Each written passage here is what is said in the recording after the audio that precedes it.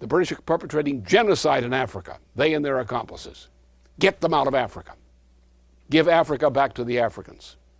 Repeal decisions made by the United States in the middle of the 1970s.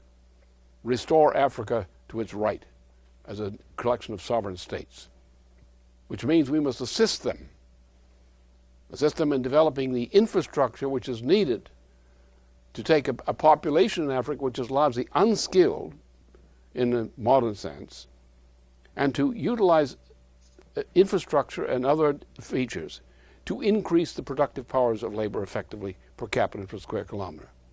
Africa has a great agricultural potential, but disease and other factors destroy that. The lack of infrastructure means that the utilization of improvements needed to realize that. Africa has large resources or natural resources. Enable Africa to use its territory, its agricultural potential, and its related resources to become a positive factor in world economy. The world needs it.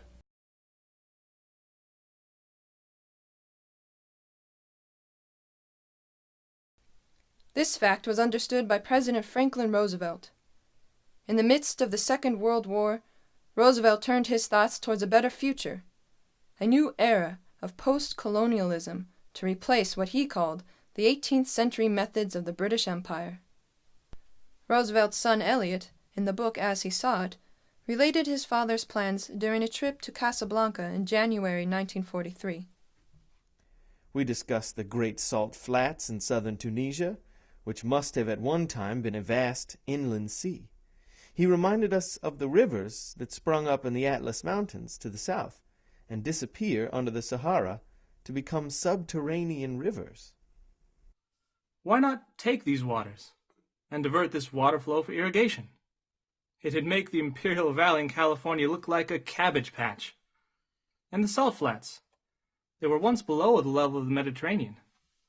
You could dig a canal straight back to recreate that lake 150 miles long, 60 miles wide. The Sahara would bloom for hundreds of miles. It is true. The Sahara is not just sand. It has an amazingly rich potential. Every time there is a rain, there is a consequent riot of flowers for a few days before the dryness and the sun kill them off. Wealth! He cried. Imperialists don't realize what wealth is, what wealth they can create. They've robbed these continents of billions, and all because they were too short-sighted to understand that their billions were pennies compared to the possibilities. Possibilities that must include a better life for the people who inhabit this land.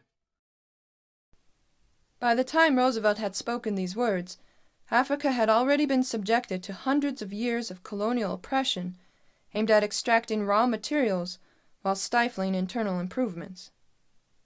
Railroads were built straight from foreign-owned mines to the coast for export, and even the gauge of the tracks between countries were made incompatible. Erasing this colonial legacy begins with fully integrating the continent with high-speed and magnetically levitated rail. From Cairo in the north to Cape Town in the south, and Dakar in the west to Djibouti in the east. These transportation routes would serve as the backbone of new corridors of development, including gas pipelines, telecommunications, and new industrial city centers powered by fourth-generation high-temperature nuclear reactors.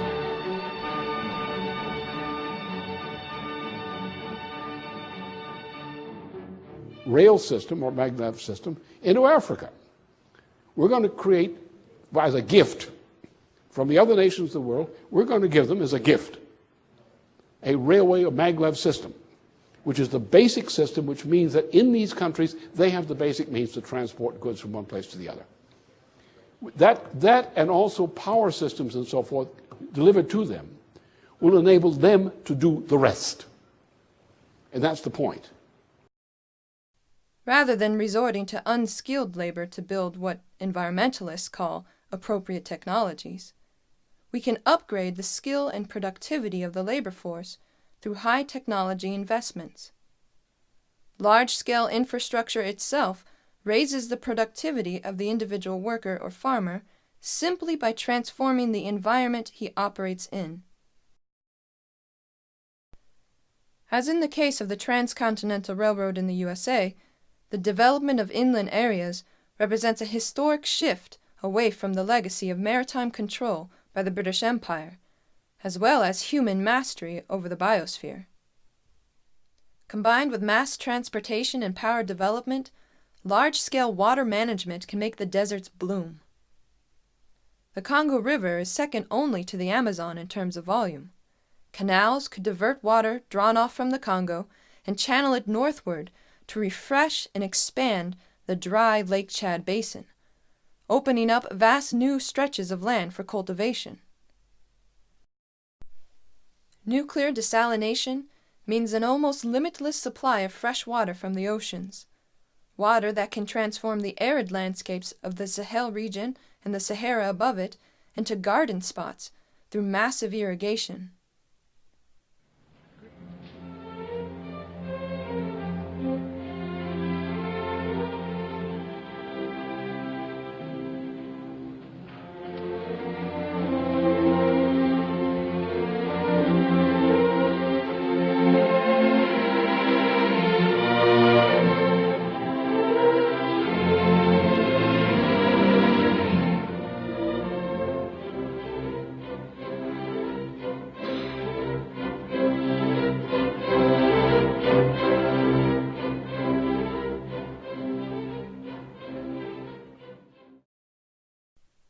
Greening the deserts could turn some of the most underpopulated areas of the planet into thriving agro-industrial centers.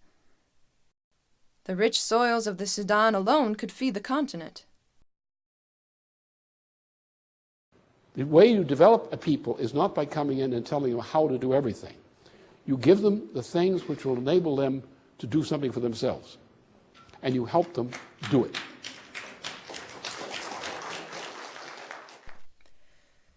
Given the past century's discovery of nuclear and space science, and the coming breakthroughs in fusion energy, it is long past time to realize that the only limits to growth for the human species come from self-imposed limits on the imagination. Along with the advance of science has come the proof that mankind survives only by changing nature, by unlocking the potentials inherent in nature, potentials which are realized only through creative reason.